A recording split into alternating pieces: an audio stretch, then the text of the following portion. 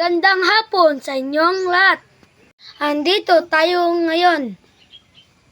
Ang aking ibabalita ang tungkol sa batang sa puno. Andoon sila ngayon sa taas ng puno.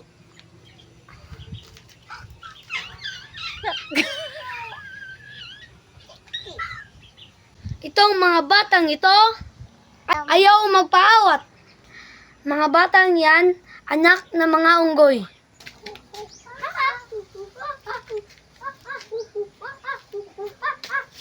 Kasi bumaba kayo!